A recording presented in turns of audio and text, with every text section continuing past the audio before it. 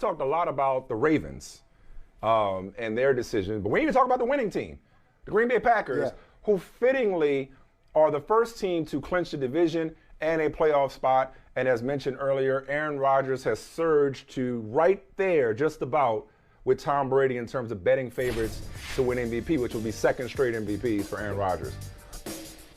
If this continues and the Packers end up with the number one seed, it's going to be hard to vote against Rodgers given how clean he's playing lately, which is, again, crazy given how people felt about him just a few weeks ago. It's going to be hard to vote against immunized Aaron Rodgers for a second straight MVP. I love Jonathan Taylor right now, but he'll have the number one seed. He'll have the numbers, maybe even the narrative, which is, playing with his bad toe, right? That's MVP. Pinky toe. Matt LaFleur. Pinky toe. Matt LaFleur, Coach of the Year. Cliff Kingsbury, to your point, probably losing it. Belichick, done a great job. As Kingsbury said, could be the Coach of the Year every year. Could be named after him. But I would point out that they also spent more money than any team in NFL history last year. And it's not like they got an undrafted quarterback. Their quarterback was a 50th pick in the draft. Not taking anything away from him, simply saying you and I have both seen Belichick turn water into wine more so than this throughout his history. We've seen him do better jobs than this. Matt LaFleur is the Coach of the Year, given everything he's put up with and everything he's had to overcome, going back to the offseason. Which brings me to the guy who became a household name. I would venture to say that prior to the draft, most people hadn't heard of Brian Gutekunst, let alone how to pronounce Brian Gutekunst last spring. Right. He was the bad guy. Take a look at the bad guy. He was the Jerry Krause, as I mentioned, and then they posted it on IG stories. He was the Jerry Krause to Aaron Rodgers' last dance, supposedly. And lo and behold, despite all the injuries, despite all the controversy, here they sit, first team to clinch, first team in the playoffs. Where's the love for Brian Gutekunst? Get that man Executive of the Year. Because Aaron Rodgers may be the best practitioner of the position in the game's history. Okay? But I think it gets out of control when it comes to what the Packers have not given him over the years. The fact that they haven't taken a wide receiver in the first round, or they don't draft skill position players early.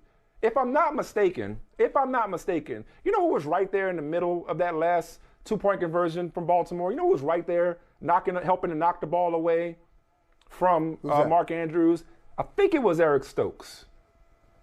I think it was the guy they took in the first round this year. I think it was 21. Okay? So Aaron Rodgers is phenomenal. Aaron Rodgers, sure he does, from a skill position standpoint, he does more with less. I'm comfortable saying that. But I think we overstate the less. I think the fact that this general manager has once again built the type of team, whether it's offensive line, whether it's running backs, whether it's defense, the type of team to be able to withstand these injuries, to still be 11-3. Aaron Rodgers ain't doing this by himself. So that's all I got, man. They ain't even really like a take. I just wanted to give some love, give some flowers to Brian Gutekunst, because we gave him a lot of shit in the offseason. A lot of people did. Talking about he was the reason that Aaron Rodgers is getting driven out of town because the general manager won't give him more say. The general manager knows what he's doing. And he's known what he's doing. Or he has known for a while how to do this job. And Aaron Rodgers then gets to this position again this year, looking at a number one seed, just because he's out here making miracles happen and turning water into wine. That's a damn good GM in Green Bay. Well, look, Mike, it's a take. It's a good take. And you had one side of it. You had one side of it. From a football standpoint, you're talking about a general manager who has done a good job of bringing in talent, of drafting guys who complement Aaron Rodgers on offense, but also guys who a defensive coordinator can look at and say, yeah, I can work with these players pretty well too. Now, special teams, they need some help on special teams. Yeah. But overall, I conveniently left that out. Overall, thank you very much. Thanks. I conveniently left that part out. Yeah. But overall, he's done a good job. But I would say that's from a football standpoint. Business people out here, This man, from a leadership standpoint, whoa, you want to talk about a problem. You want to talk about what would seem to be a dilemma that Brian Gutekunst had to deal with, starting on draft day, a very strategic attack by Aaron Rodgers and his people. Aaron Rodgers on draft night, first night of the draft, says, I want out. Let it be known, I want out of Green Bay. I want to be traded.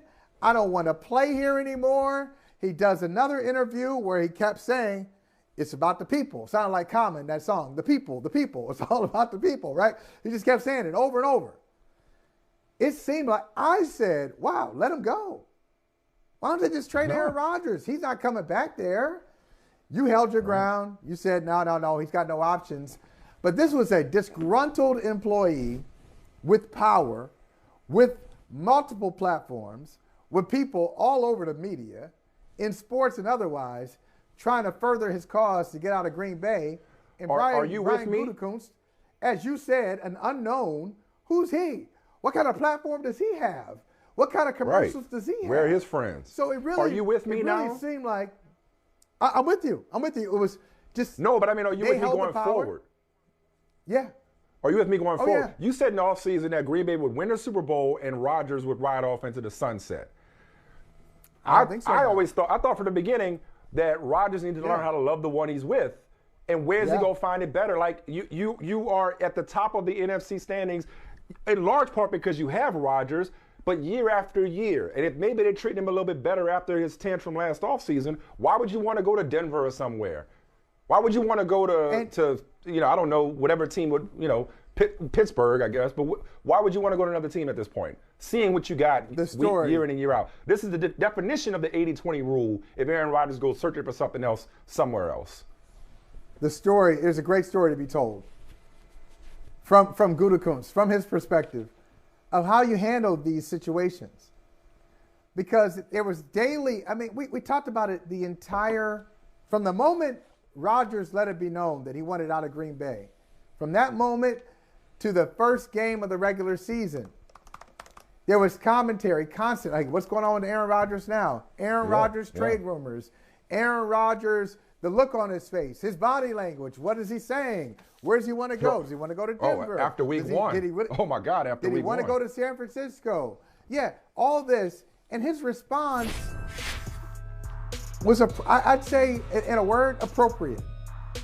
And I wonder if there was ever a temptation on his part to just come out and say, hey, I'm in charge here, or something that would really make it worse. But he didn't make the situation worse. And at the time, we didn't think he was doing anything to make it better, but he didn't make it worse.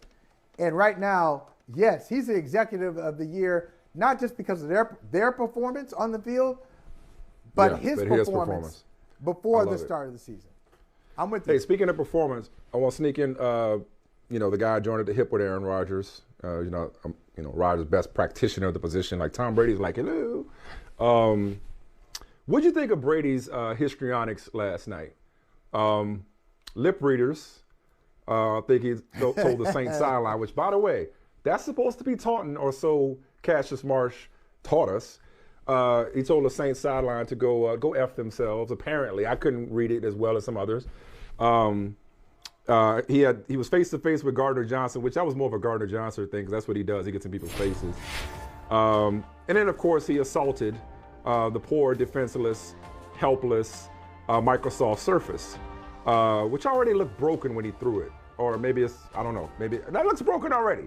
I don't know. That already looks broken. Maybe that's how it comes. I don't know. The pictures. No, it's the pictures. He got the pictures on top of it. Yeah. That was the pictures on top of it? Okay. All right. Yeah. That's Teflon Tom. So I think for most people, that would probably be an issue for somebody to behave that way.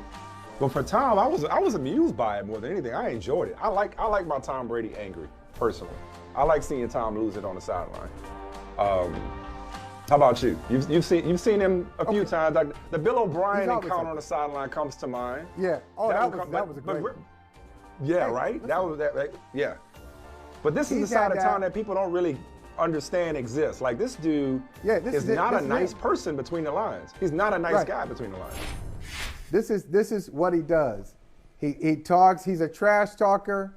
He gets very animated. Sometimes he gave it to the officials last night. He gave it to the official. I've seen him give it to the officials before. You mentioned the Bill O'Brien Tom Brady exchange, which is just great, because and the background on that was Brady was trying to tell a receiver named Tyquan Underwood, "Hey, you ran the wrong route." Bill O'Brien came over and said, "No, that's your fault." And then Tom was like, "No, F you." And then another time, Tom and Josh McDaniels got into it. McDaniels said to him, "Hey, he was wide open." Brady didn't say anything. "Hey, he was wide open. You missed him." Brady was like, "Go F yourself." You know, essentially, that's his go-to thing. He's got the only guy he hasn't said that to is Bill Belichick. He's never gotten into it with Belichick face to face. But he's told players that they can't cover as he's running down the field. Like, he's got a little nastiness to him. So this is what he does. And you think this is a sign of things to come, based on Godwin out, not the team as the same as it was last year. I'm giving your words back to you. Last night was not an aberration. Last night wasn't just Dennis Allen putting a great resume tape together to get another shot as a head coach. Last night wasn't just Dennis Allen having Brady's number in the regular season again.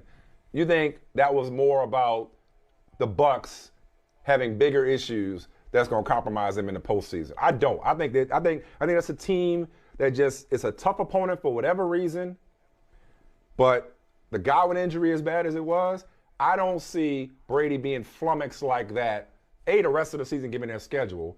Maybe they end up with the bye, maybe they don't. But there's still plenty of time for the Bucs to get right and win 2 or 3 games in the NFC and get to LA. I got a comment about that, but I just thought of another one. And if I'm this guy, to this day, if I see Tom Brady, I might hold a grudge. Furniture moving? 7, 8, 9 years later.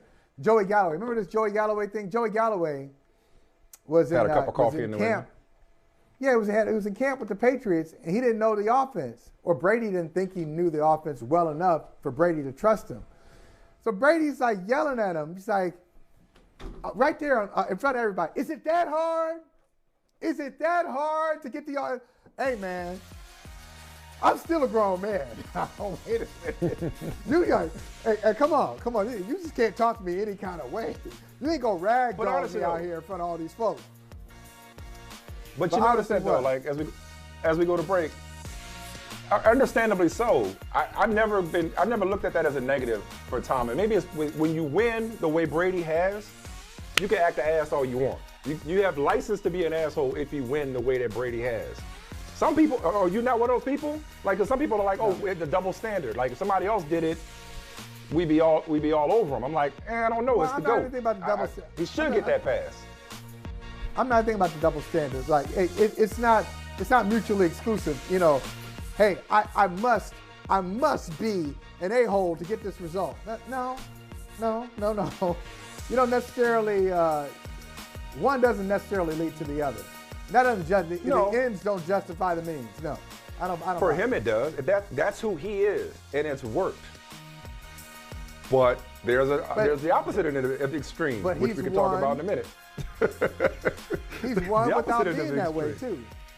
Yeah, he's won without being that way.